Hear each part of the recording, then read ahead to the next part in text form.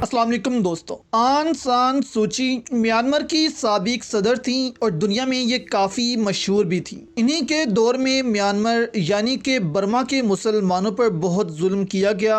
Burma के मुसलमानों की नस्ल कशी की गई और आंग सान सूची एक लफ्ज़ तक नहीं बोली। लेकिन ये भारत के लिए इतनी अहम क्यों थी, जबकि इनको अब 4 साल की सज़ा हो चुकी है, जो कि कम करके 2 साल कर दी गई है। लेकिन इनको अभी भी एक नामालूम जगह पर रखा गया है। कुछ अरसा कबल आंग सान सूची को फौज ने पकड़ लिया और मुल्क पर कब्जा कर लिया था और आंग सान सूची को नज़रबंद कर दिया गया था, जिस पर पूरी दुनिया में शोर मचा और म्यांमार की फौज का बाइकआउट करने तक के नारे लगने शुरू हो गए थे। यानी कि बाइकआउट ऐसे कि म्यांमार की फौज पर पाबंदियां लगेंगी, इनको हथियार नहीं दिए जाएंगे एंड सो ऑन। सो इसके बाद भारत समेत दुनिया ने इसका इल्ज़ाम चीन पर लगाया कि चीन ने ये सब करवाया है और चीन म्यांमार में फ़ौज के ज़रिए अपना असर व रसूख बढ़ाना चाहता है। अब इस मामले को दुनिया भूल चुकी थी, लेकिन आंग सान सूची की सज़ा के बाद ये मामला फिर से उठ गया है। भारत ने आंग सान सूची के दौर में म्यांमार को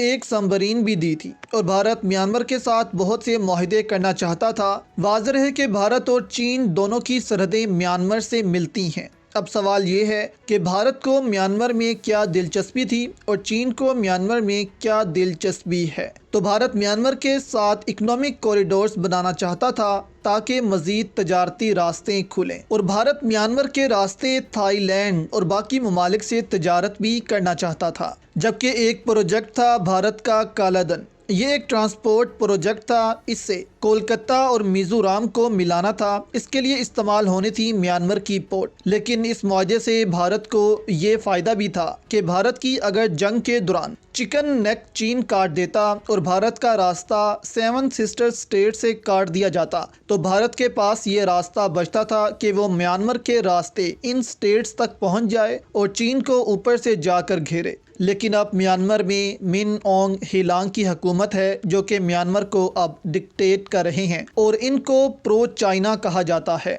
इसके अलावा अगर आपको बताएं तो चीन ओबोर का मंसूबा म्यांमार के साथ भी शुरू किए हुए है।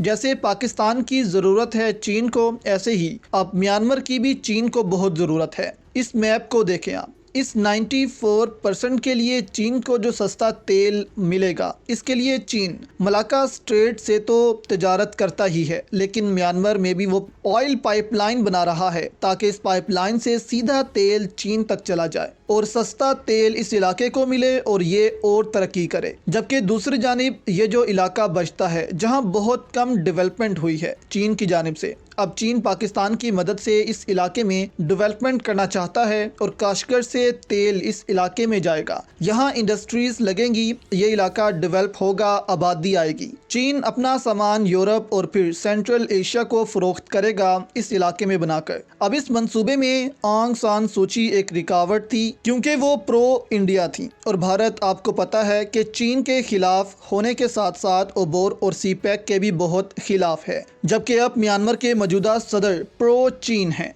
अब म्यांमार में मिन ऑन्ग ह्यिलांग मौजूद हैं, तो यहाँ पर अब चीन का ये मंसूबा भी कामयाब होगा और चीन को एक मलाक्का स्ट्रेट की जगह एक सस्ता रास्ता भी मैसर होगा। अगर अमेरिका और वहाँ की बाकी रियासतें जंग के दौरान चीन का वो रास्ता काटती हैं, तो चीन के पास अपनी तेल की ज़रूरियात पूरी करने के लिए 2 रास्ते होंगे, एक म्यांमार का रास्ता और दूसरा गवादर यानी कि पाकिस्तान का रास्ता।